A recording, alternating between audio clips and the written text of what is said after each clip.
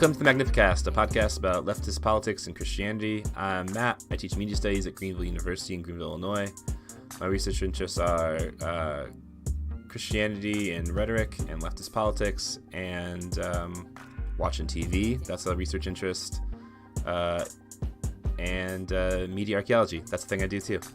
Culture studies. I like it all. It's all good. It's all great. I am Dean Detloff. I'm a PhD student at the Institute for Christian Studies in Toronto, and I study media theory here, and work as a journalist and a barista, and I also watch a lot of TV, but not in a cool Matt Bernico way where I get to write papers about it later. You could. It's possible. I could. I just got all caught up with The Good Place. Oh, sick. That show is very fun. Yeah, I like that show a lot. So that's good. Anyway, this week on the show, we're not talking about TV. Maybe someday we will. But we are instead talking with Marika Rose, a really, really great author who's written a ton of good papers, but we just picked one that we'll tell you about later to chat about. But before we get there, we have some cool Magnificast news and some other things to share. So what's on the agenda there, Matt? Number one on the agenda is Magnificast t-shirts. Get them now while they're hot. They're burning up. hot off the skillet. Magnificast t-shirts. They're very cool. You can buy one for yourself or your friend or your pastor. That has just all kinds of good stuff going on. The design is made by the one and only true great Christian artist of our time, Benjamin Wildflower. Anyways, you can buy them on Etsy. Check out our Twitter or Facebook, and you can find a link. They're $22, which is more than I would have liked to sell anything for, but Etsy takes some money, and shipping costs money, so sorry, guys, but that's how much they cost. Also, if you order them extremely soon, the first 30 people to get the first 30 people to order a t-shirt also get a really good Magnificast button. So get on it, get that shirt, get that button, and look extremely good supporting our podcast. Put that button on your shirt. Oh, dang, double it up. So that's cool. That's good news. Thanks to everybody who pre-ordered it. That's also very cool and encouraging and exciting, and I think it's been a pretty good success so far. So we'll have some other shirts maybe down the line. It's a good, easy way to get the word out, and also to give us some fun things to do. So that was really cool. Yeah, number two on the agenda, just moving right along, is unfortunately sort of been under the duress of the inquisitorial Twitter community this week. I don't know if you guys have been keeping up with us on Twitter, but we have just been roasted, owned, and I think excommunicated all on Twitter this week. A lot of really kind of mean-spirited comments from the trad community. That's okay. People like haters gonna hate, I suppose. Anyways, some really favorites though. We curated a list of our favorite comments so far this week, and we're gonna read them right here for you on air, and kind of explain the implications and repercussions of them. So I don't want to mention this person's name because I don't actually want anyone to go see this person's Twitter page, since there are anti-Semitic and other things on it as well. Anyways, one user on Twitter suggests that we justify your communism's metaphysics of, quote, flux. I don't know what that means. Hint, you simply can't. Please get back to me when you do your homework on the Christian religion.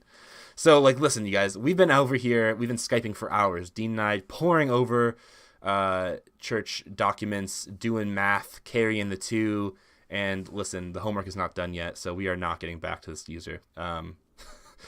Just real. It could be that the piles of homework are so high that we might never get back. It's to true. This user.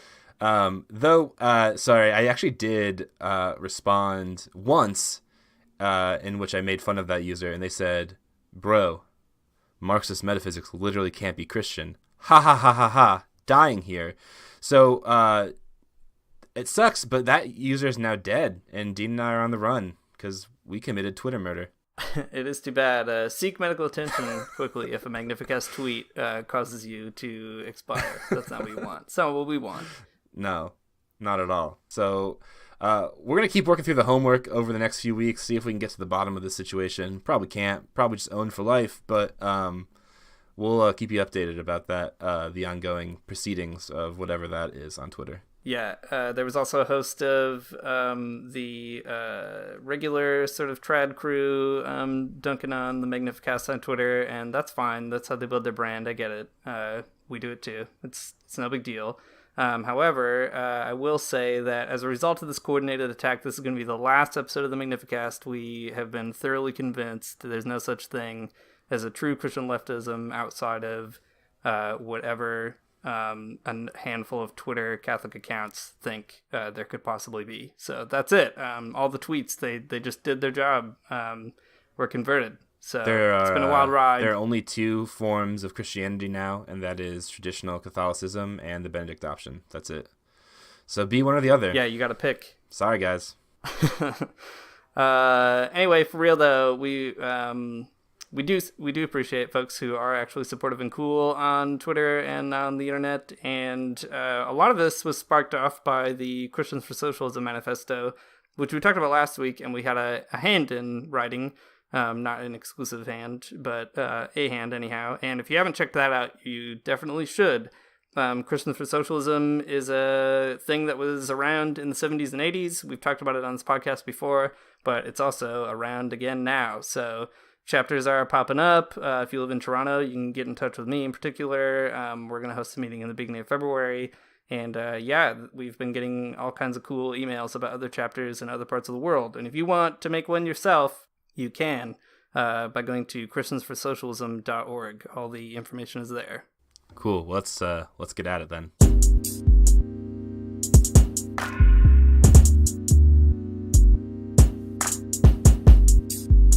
All right.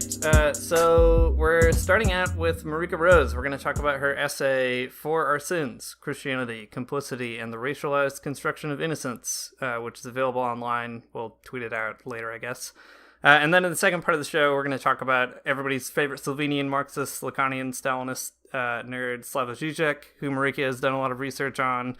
But before we sort of jump into all those questions, we'll start out just saying what's up. What have you been up to, Marika? What do you do when you're not writing very good essays? So I teach at the University of Winchester in the UK. I teach philosophical theology, which means I do a bit of philosophy and a bit of theology and some stuff in the middle, and occasionally things that were left over from my predecessor. So I've been doing some biblical studies last semester, which was a fun adventure. I think I managed to pull it off, even though I'm not really a biblical studies person. Yeah, so teaching, I guess ideally research. I'm just in the first year of my job, so not a lot of that going on at the moment, but occasionally squeeze a bit in. Nice. That sounds pretty good. I can't imagine picking up somebody's biblical studies course without having ever taught that before, so kudos to you. Yeah, that sounds very difficult. I just drew on all my evangelical training, talked about the Word of God. It was great. We had a good time. Is that a biblical studies course for I guess just like regular undergrads, or what's the context for that? I mean, basically, the person who had this job before me did the Bible and critical theory. So in the UK, you generally have to go through quite a long and complicated bureaucratic process to get a course as approved. So they had this course approved that he designed, and it was about gender and sexuality in the Bible. So gender and sexuality is something I know a little bit more about. So I picked up the course and taught it for him. Ah, neat. That sounds cool. In his place. Yeah. Very cool. Matt, what have you been up to these days? This is my first week back teaching. My load is a little less crazy than last semester, so just been going through my first days of class. It's been a good time. Nice. That's good. Yeah. Hopefully not as brutal as your last semester. Yeah, not quite. I might change my answer later. We'll see. Dean, what have you been doing, man? I have been busy writing a bunch of stuff. I've got some papers to present and some articles to hopefully publish and get paid for in the near future. Yesterday I had a super cool interview conversation with this guy named Lee Cormie, who was a professor here in Toronto, but he was a part of Christians for Socialism in Chicago in the 70s. And that was super exciting and cool. Talking to theologians who spend time with the Zapatistas is a thing that I don't often get a chance to do. So I appreciated that opportunity. Yeah. Yeah, that sounds neat. Cool. So with the casual, lead up out of the way here, we're gonna have you put your academic hat on, Marika, and you're not a real person anymore. Now you're a brilliant expert on all things all things Christian. So for people who have not read your essay before, presumably a lot of people on our listener base here, what's a good elevator pitch for what you're trying to do in that paper? So I think really what I'm doing is fleshing out something that Gil Anajar says about that passage from Paul that liberal Christians love about in Christ there's no longer male nor female, slave nor free, Jew nor Gentile. And what so obviously it's very popular with lots of liberal Christian readings that want to say, look how Christ kind of annihilates these differences between us, so men and women can be equal, slaves can be set free, all this kind of thing. And Anajar says that actually, although it looks like what's happening is a flattening of difference, what's actually going on in that thing that Paul says is a creation of a new difference, which is a new distinction between Christians and non-Christians, and that distinction correlates to the difference between innocence Christians and guilt non-Christians. So what I do in the essay is kind of argue that that's the distinction that's brought into being, that at the heart of Christianity is this claim that what happens in Jesus is a dealing with sin such that Christians, those who've accepted what Jesus did, become innocent, and non-Christians, people who don't accept what Jesus did, remain guilty. And that over the course of the history of Christianity, and particularly the history of Christianity in the West, that difference between Christians and non-Christians gets racialized as a difference between white people of color, but that distinction between innocence and guilt continues. So whiteness becomes associated with innocence, blackness becomes associated with guilt. So I'm not a theologian in the least, but I read your article and I was really convicted by I think that reading of the universalizing tendency in Christianity. So you spend a lot of time talking about complicity and sort of like the historical construction of that idea in Christianity. Can you just kind of tell us a little bit about how complicity and innocence gets constructed sort of historically?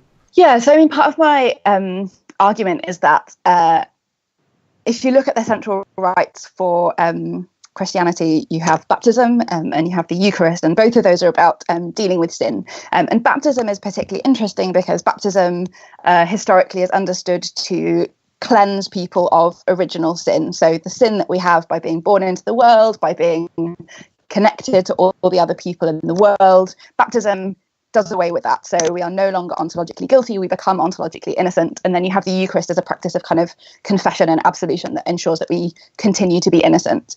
And what happens is that you, by defining Christians as the ones who've been made innocent by baptism into the body of Christ, what you do is that you leave people outside of Christianity guilty. They haven't had their sins dealt with, so they are guilty.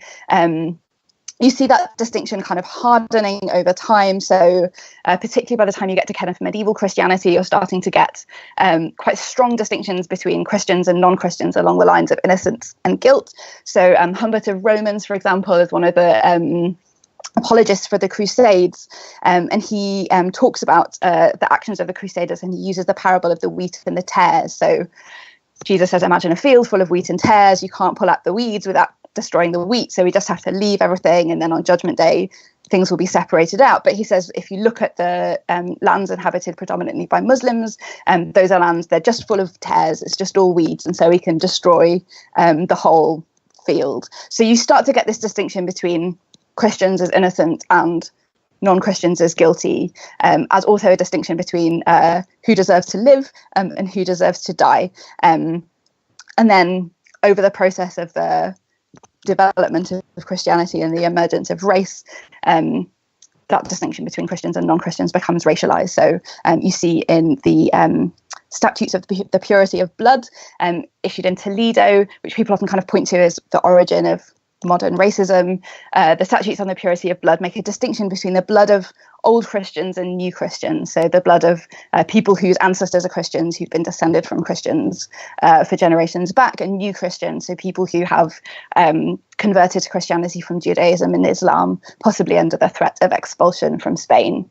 And Toledo decides that there's a distinction between the blood of those old Christians and the new Christians. And that's the point at which people would some people would argue that you really start to get this idea of race as a kind of ontological difference between two groups of people. Yeah, following all those kind of trains of logic in your essay is really interesting.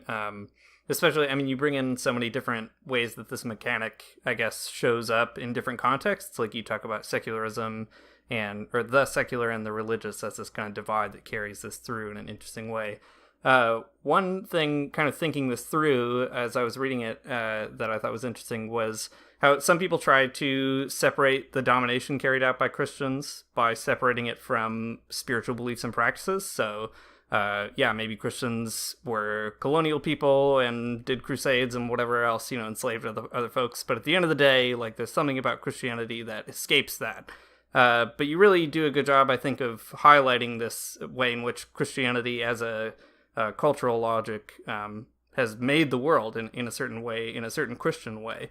Could you talk about that a little bit? I mean, how do people separate these two things, Christianity and Christendom, and do you think that they really are separable? Yeah, so I think one other thing that's kind of going on in the essay is some of the ways that I've been influenced by the work of Dan Barber, who talks a lot about conversion and the way that Christianity relies on a logic of conversion. So conversion being you are this one thing, you become a new thing, and you can kind of leave this bad old self behind you.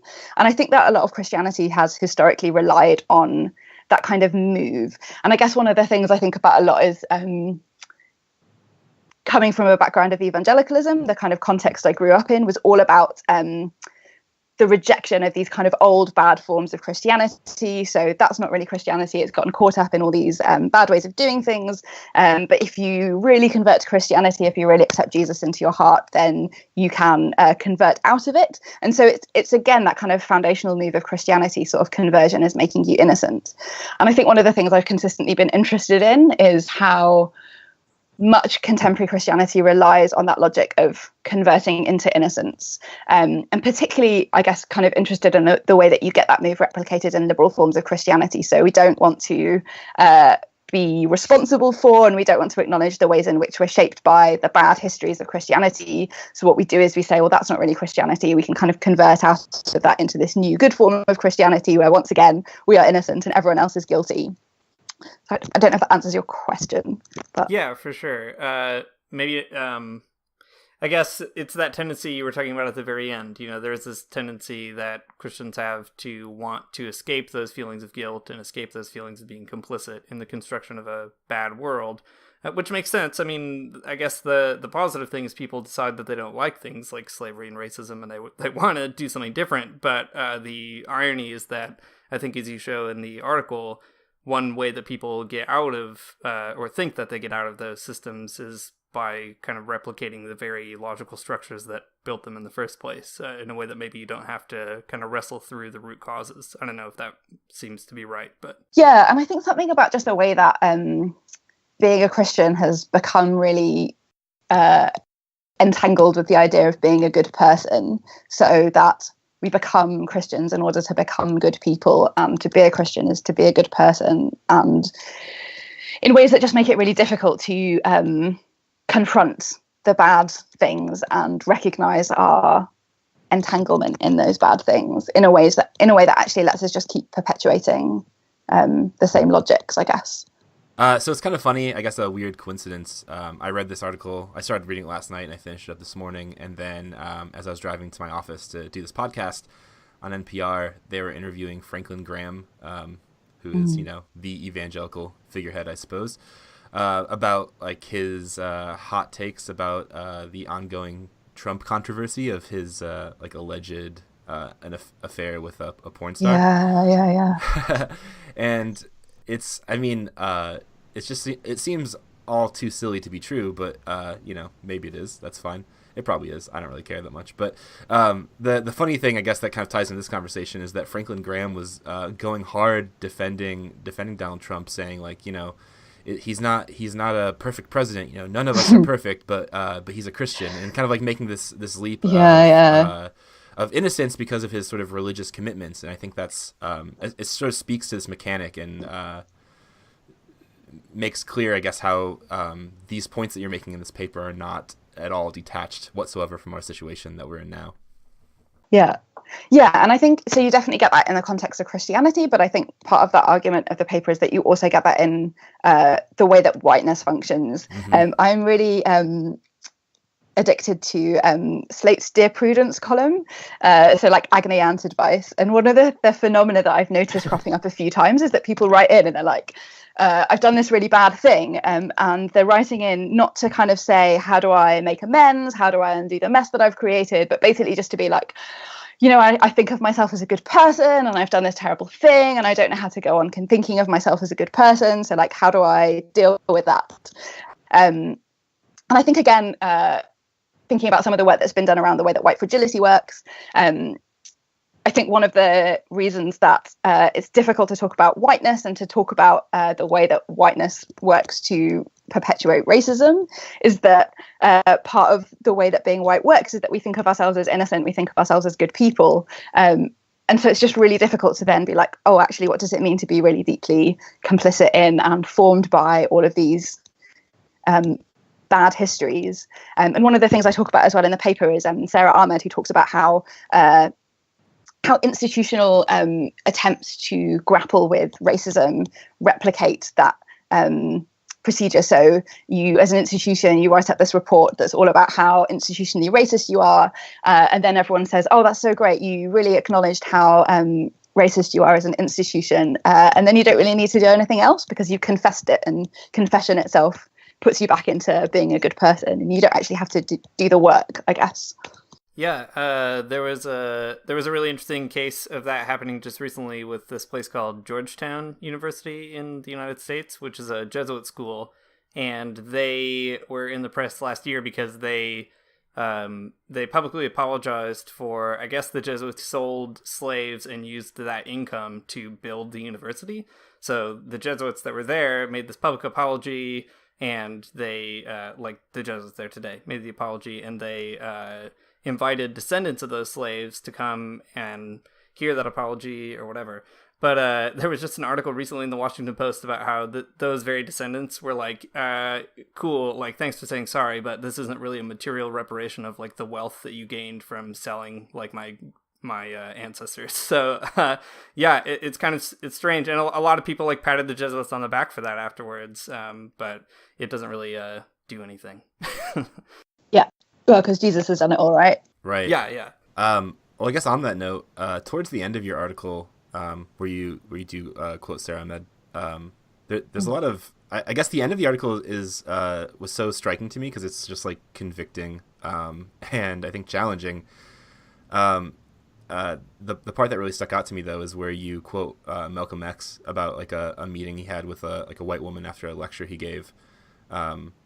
Where, you know, she's asking, like, you know, but like, don't you believe there are any good white people? And he says, I only believe in deeds. And she asks what she can do, and he just says, like, nothing.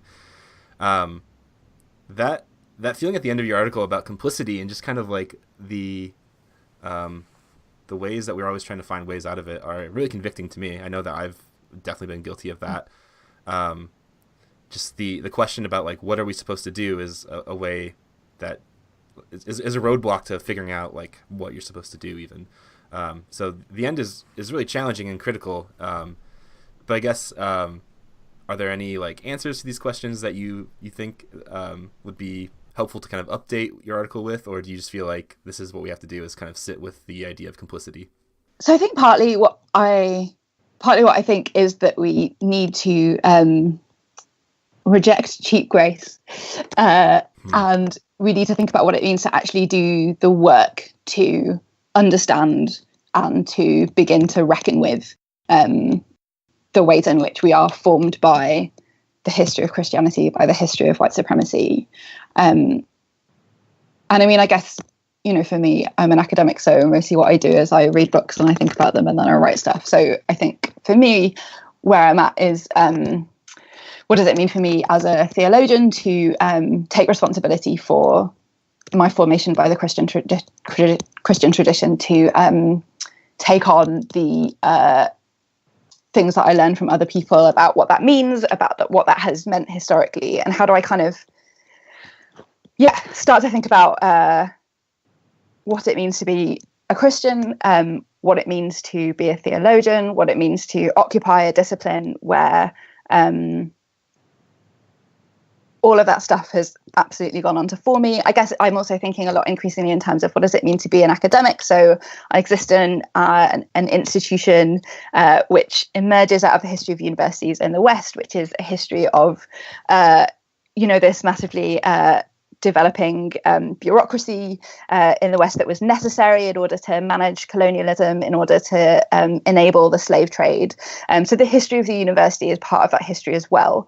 And I think that in the same way that Christian theologians like to think that being a Christian is about being a good person and making the world better, academics, I think, similarly, we like to think of ourselves as kind of radical people who are going to inspire our students to go out and change the world. And I think one of the things that I'm trying to do both as a theologian and an academic is to think about, like, actually, how am I inevitably, inescapably, to some extent, replicating precisely these systems that are the problem?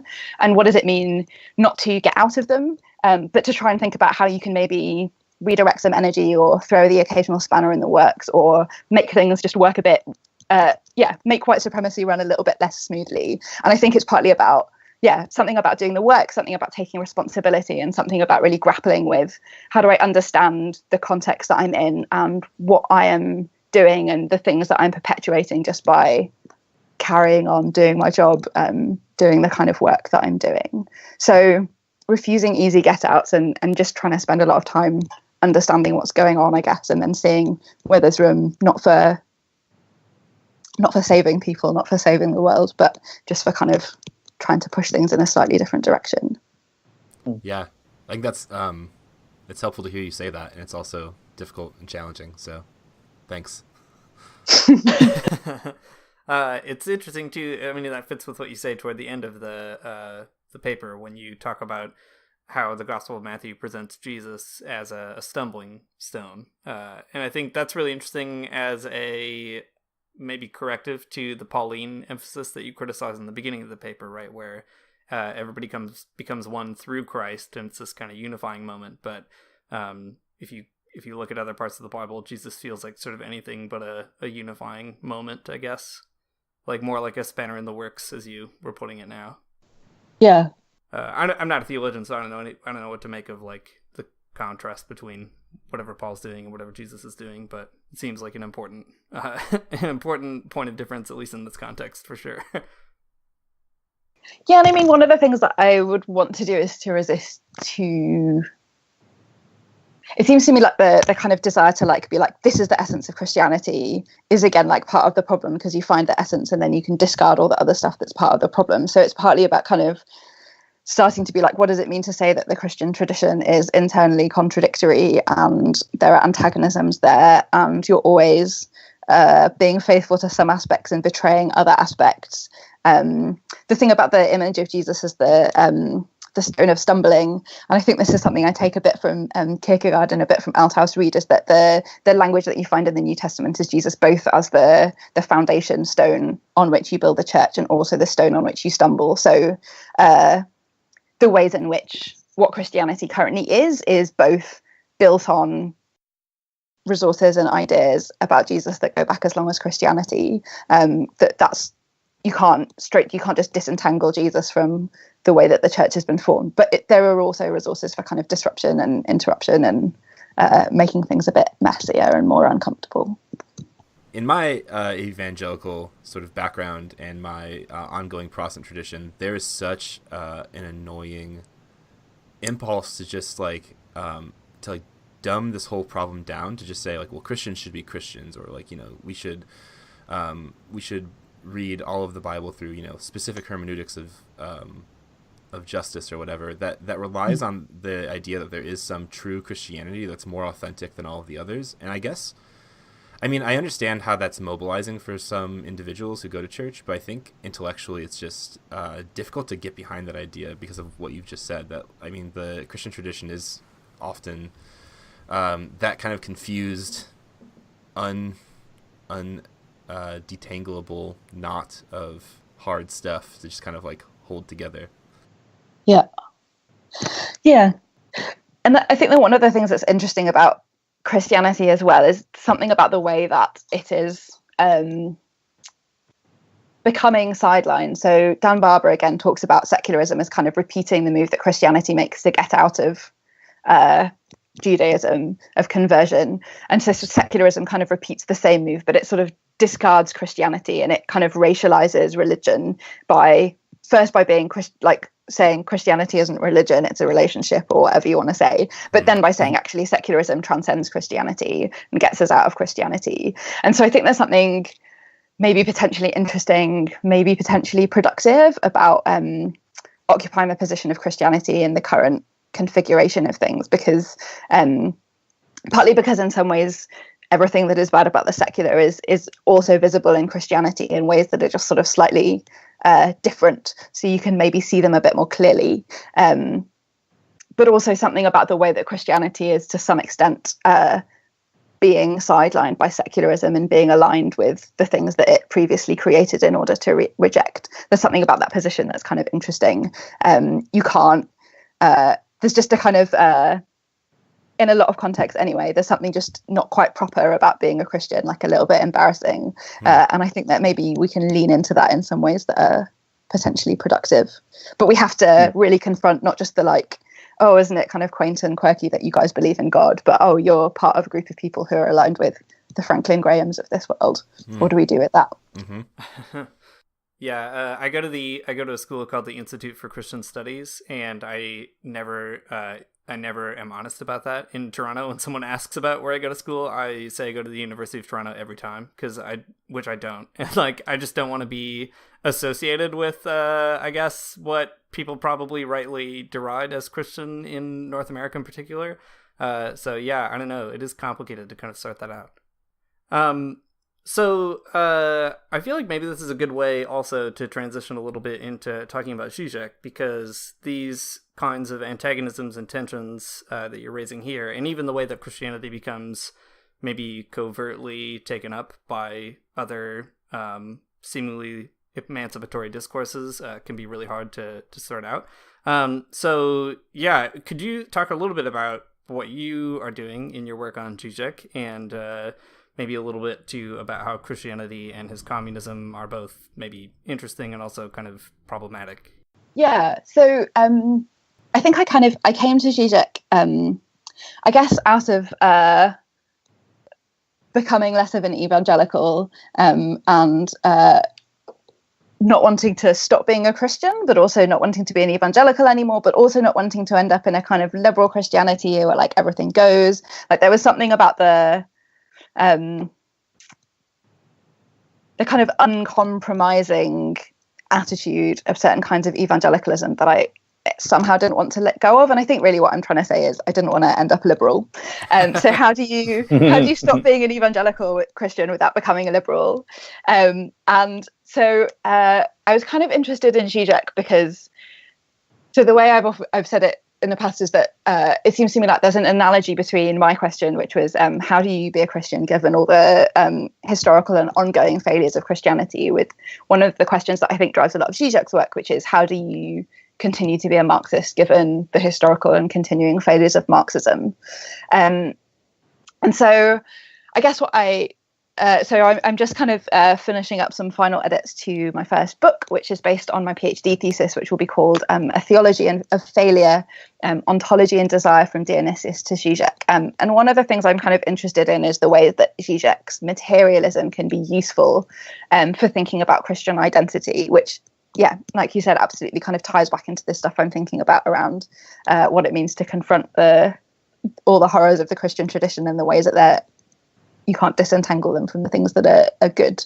And so, I mean, really what you find with Zizek is that he says that every identity, every project, every social order is always inherently contradictory. And we have two options for dealing with that kind of internal antagonism that is at the heart of every thing. We can either relate to it out of desire, which is fantasizing about how it can be whole. So to say, obviously there are bad things about Christianity, but the reason that there are bad things is because Christianity sold out to the Roman Empire, or because Paul came and screwed it all up, or because we lost the medieval guild system or whatever. So we can kind of blame it on something that went wrong, and then we can sort of still continue to believe that there's this perfect form of Christianity.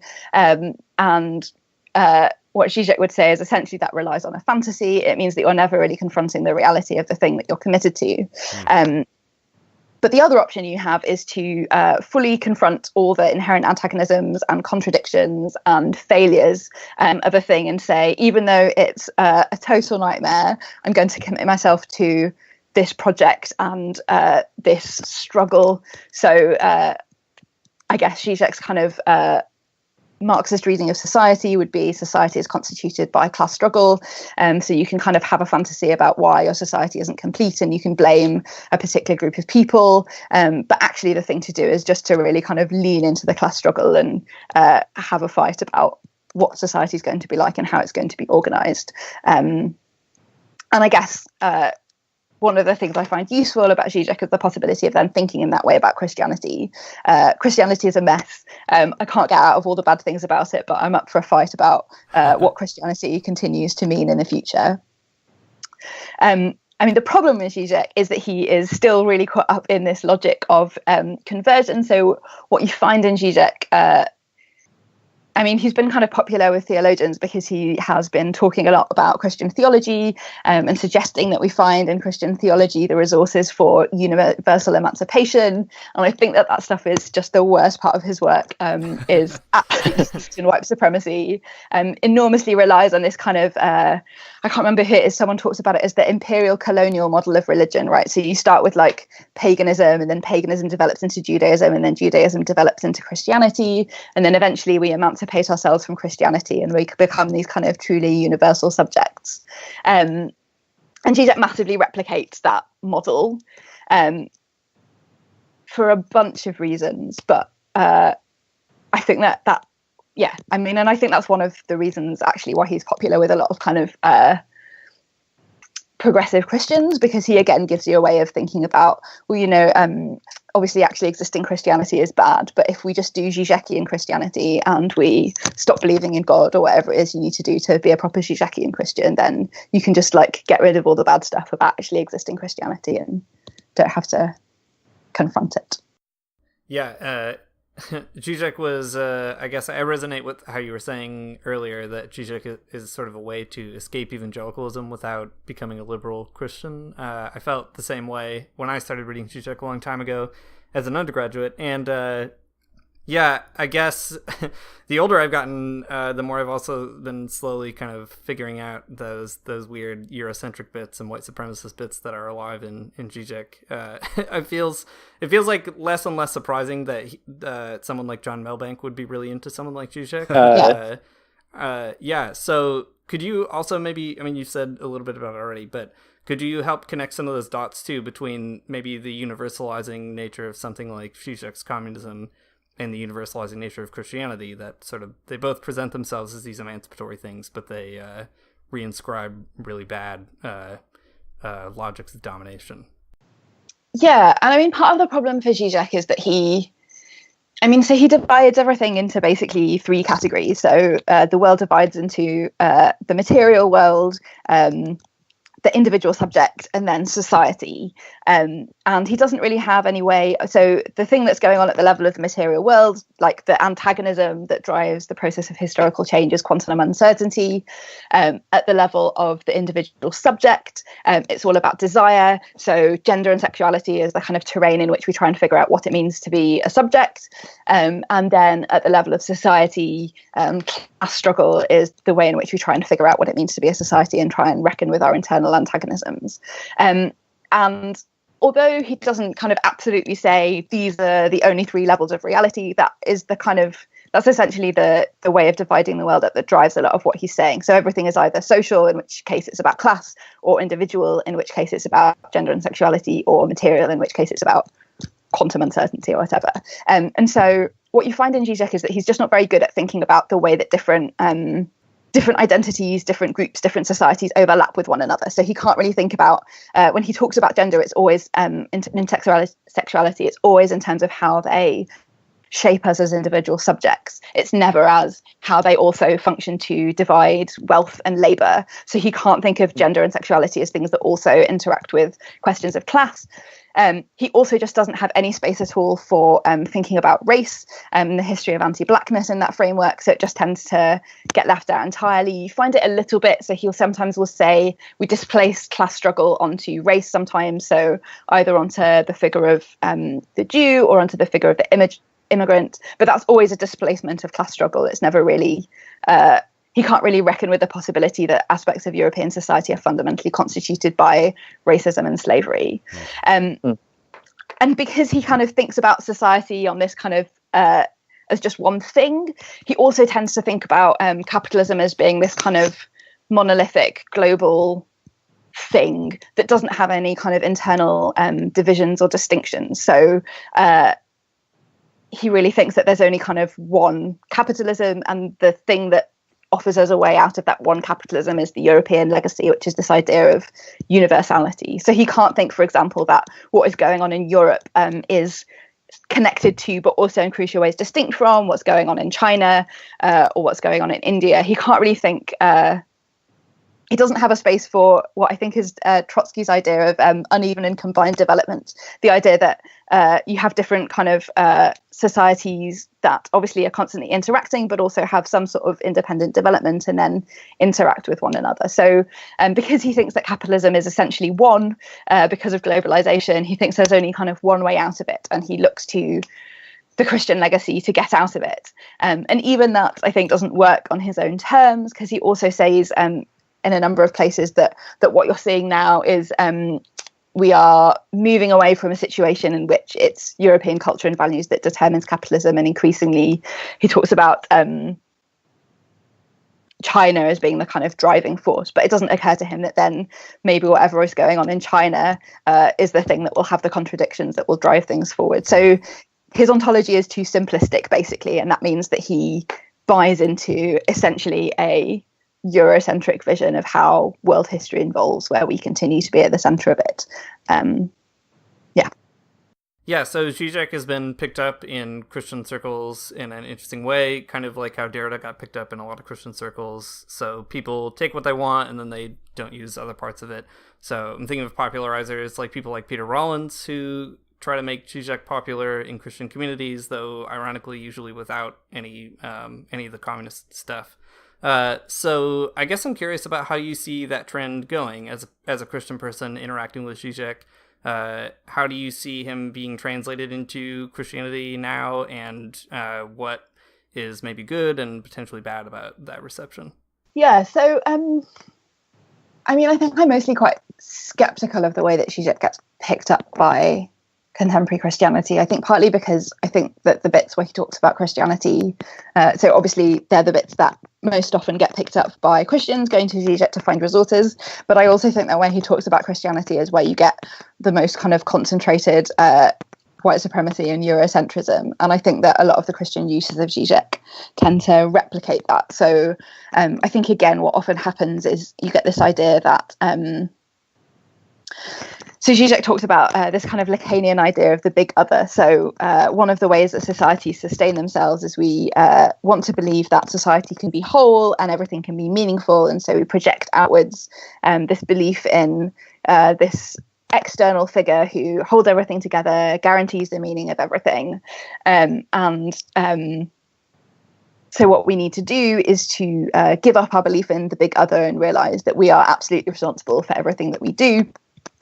And I think you see a few different people kind of picking up on that argument and basically being like, we need a kind of Altheiser-y Christianity. We need to stop believing in God and realize that there is no God and we're on our own. And I think that the problem with that is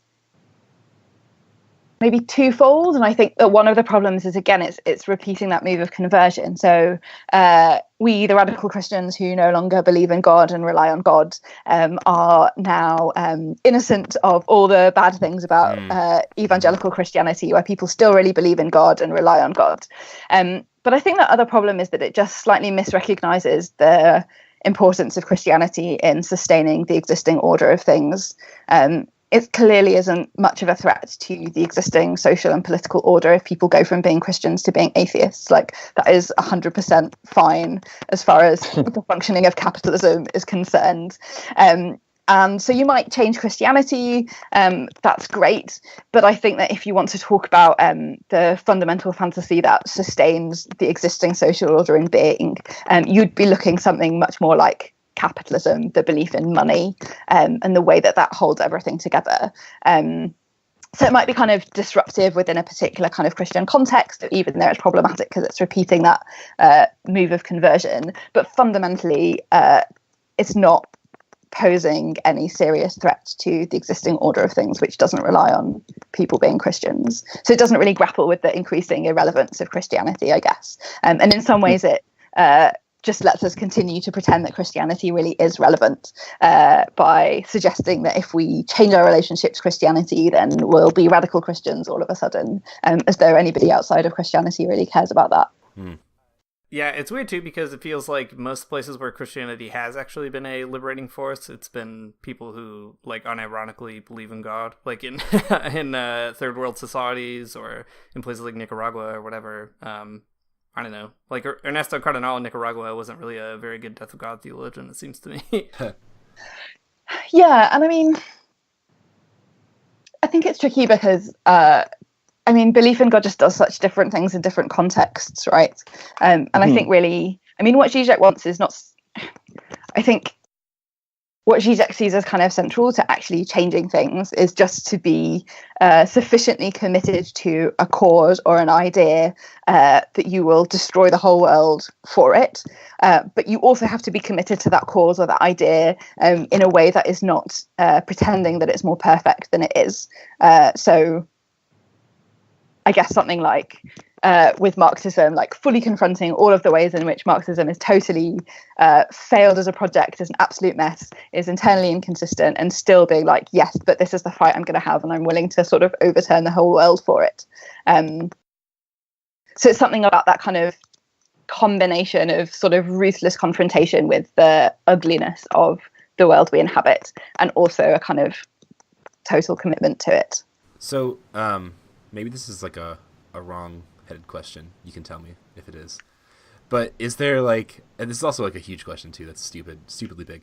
Is there like a future for Christianity? Like, I guess how do we sit with sort of the injustices of Christianity and look toward the future for something good? Like, is there a strategy for that, or just like hoping that it happens? I think that this is kind of a question about hope, right? Yeah, I guess so. Yeah, and I mean, I think that, I mean, I'm going to claim that this is rooted in Zizek, but I'm maybe also thinking of like a bunch of other people who Zizek would not necessarily agree with, and maybe particularly some of the people kind of associated with Afro-pessimism. But I mean, the thing about the world as it currently is that we can't get out of it. So we can't imagine a future that escapes the conditions of the world that we currently live in. And so I think that Zizek would say something like, actually, we have to be committed to the absolute destruction of this world, not because we know what will come next, but just out of a kind of refusal of this world as it currently is.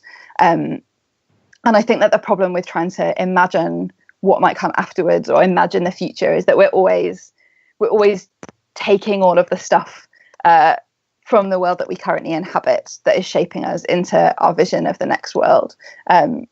So I think that hope can often blunt the edge of any kind of radical project, or certainly I'm wary of hope, I guess, because I think it too easily assumes that we can imagine something that is, it's back to this logic of purity. Like, we can get to this pure thing that isn't shaped by all of this stuff. Like, what would the world look like if we really ended anti-blackness? Who knows? Like, so much of the material and cultural and symbolic structure of our lives is so deeply informed by this stuff that we don't know what it would look like if we destroyed it. We just have to know that we need to destroy it. So a kind of apocalyptic Christianity, I guess. Yeah. Dang. That is very cool and interesting. I guess yeah. I'm wondering how it would escape that conversion narrative in a sense? Like, how do you avoid moving too quickly, for example, to like the apocalyptic form of Christianity is kind of the new conversion that absolves us from these past forms of Christianity.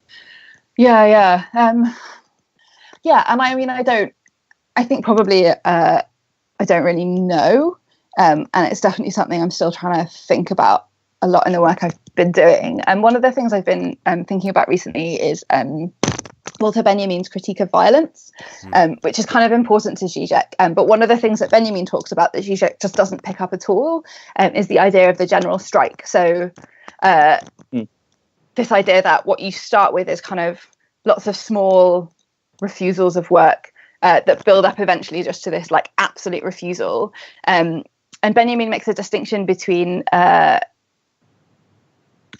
the proletarian general strike, which is good, and another type of general strike, which is bad. I can't remember what he calls that one. But between the type of strike that says we are still going to work in the factory, but we would like better wages and we'd maybe like slightly different bosses, to the proletarian general strike proper, which just says we are not going to return to work until work is completely transformed into something different.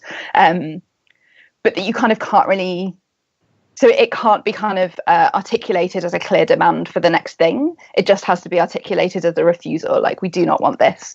And so something like that, I guess, like wanting the end of the world without necessarily having any guarantee that what comes after will be better, or knowing what comes after, what that will be like. So yeah, it's something is about that kind of that gesture of refusal without then also positing the next thing. Yeah, I like that. I don't have anything else to say about it. Me either. I feel like it gives me a lot to think about. Yeah, I agree. Really makes you think. I mean, I guess that's the challenge of it's the challenge of being like a Christian on the left, and it's something we've wrestled through here and there on this podcast. Is like, I don't know, coming to terms with the fact that Christianity is such a destructive and pathological force in the world, but also, I guess, having some kind of attachment to it one way or another, and trying to find these impulses in it that seem to oppose those dominating influences and highlighting those in creative ways. But that moment of sort of refusal and negation, I mean, maybe that's just one more sort of internal antagonism within Christian identity now. If you're going to be a Christian who wants to oppose Christianity, you just have to sort of sit with all those problems in some very confusing way. Yeah, and I think I've been sort of trying to think through a lot just what it means to say I'm a Christian without meaning by that I'm a good person. And I think, I think a lot about, like, I've, again, kind of encountered this gesture amongst a lot of progressive Christians where people say, oh, I don't want to talk about Christianity. I don't want to define it as a Christian because, you know, there's so much that's bad about Christianity and the institutions of Christianity. So I'm just a follower of Jesus, or that kind of thing. And so something about a refusal to distance ourselves from what actually existing Christianity is. And one of the things I argue for in my book is a kind of materialist conception of Christianity that says that Christianity is the sum total of all the things that Christianity has been, and all of the things that have been done in Christianity's name, and all the people who have described themselves as Christians. And so something about trying to understand yourself as part of that, and obviously wanting to kind of, have a fight about what that will come to mean and what it will be in the future, but not trying to get rid of the bits we don't like. What does it mean to say that in as much as I'm a Christian along with Donald Trump or Franklin Graham or Jeff Sessions? Like, that's part of what's formed me. That's part of who I am. That's in some way part of my identity. What do I do with that? And something about, I mean, this is not worked out, but something about taking responsibility rather than trying to escape it or convert or be absolved. Sorry, I'm just quiet because I'm trying to think of how to respond to that very cool idea. It's just such a challenging and hard idea, but I think it is one that is essential. I like the insistence of just like eschewing escapism and saying no to that opportunity or that possibility in Christianity, saying no to that and just like having to deal with what it is. I think that's very good. I mean, Christianity, in sort of the evangelical context that I'm in, often talks about tradition as like an inheritance and something that you really want, but it does often weed out that inheritance to neglect these harder situations. So maybe taking the idea of the inheritance more seriously, in the sense that like it's all we get it all. Yeah, and I've been thinking a lot about like the ways in which kind of Christian identity is narrated precisely as a genealogy, right? And all of the kind of respectability politics that go along with that. And one of the things I've been thinking about in terms of, you know, being a theologian and what it means to be a theologian is like, how do I start to tell the story of the history of Christianity in a way that acknowledges all the ways in which this idea of genealogy, which proceeds right by like marriage and by like women not having sex with anyone except the person they're married to, which also means theologians not drawing on any of the resources from the cultures around us in order to constitute ourselves. So what does it mean to recognize the ways in which the Christian tradition is formed by Thomas Aquinas's encounter with Aristotle and Islamic and Jewish thought? What does it mean to recognize all the ways in which actually Christian theology changes as it encounters other people and other ideas, but also the ways in which it absorbs all those things into itself and then covers over the evidence and retroactively baptizes people. So, you know, Plato was really a Christian, and that's why we can use Plato in Christian theology. And I think that the kind of, the way we talk about Christian identity is really deeply bound up with this idea of like sexual reproduction and marriage and not marrying out and refusing miscegenation. So what happens when we actually start to say, actually, let's think about all the ways in which Christianity was sustained by promiscuity and by infidelity and by writing the black sheep of the family out of history so we don't have to confront it. So, yeah. I think that's one way I would kind of go about that. Like, how do we tell the story of Christianity differently so that we don't perpetuate this idea of this kind of single history where everyone behaved themselves? Well, it's been about an hour. We don't want to take up too much of your time, Marika. So maybe that's a good place to end the conversation. What do you think, Dean? Thanks a lot for coming on the show, Marika. It was really fun to read your essay, and we're excited about the book. I don't know if you have like a estimated date of publication or where it's going to come out or whatever, but we're happy to promote that as it does emerge. That's exciting. Cool. Yeah. I'm supposed to have it so it'll be with Fordham University Press, and it's supposed to be, I'm hoping to get it sent off by the end of February. It keeps getting pushed back. So, but I think the end of February is like moderately realistic. So, yeah. Cool. When it comes out, we'll retweet, etc. about it. Thank you. And thanks for having me on. It's been really fun. I've really enjoyed myself. Cool. Yeah. Thanks for coming and talking to us.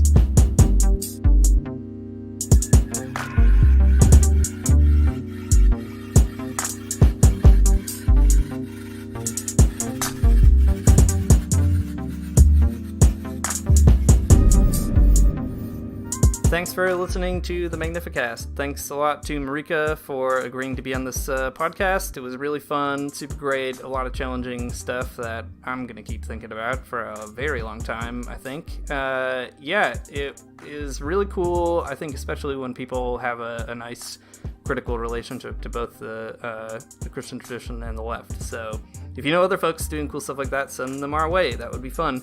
In the meantime, go check out our new shirts and our buttons, and check out the Christians for Socialism manifesto, and get on it. Get building that socialism as a Christian, or with Christians, or as a person who likes Christians, or a person who can at least tolerate Christians, however you want to do it. Anyway, thanks also to Amaria Shea for that really great intro music that we use every week. And also, here's the Illogical Spoon to play us out. All right, see you next week.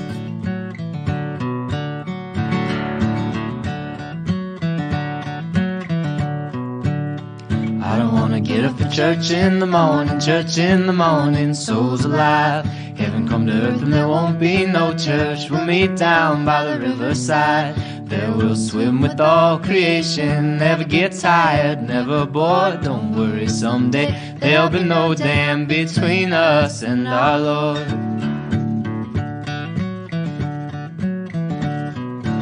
Jackson, keep your hoods up. Keep your hoods up and you stay up late. In Jackson, you keep your hoods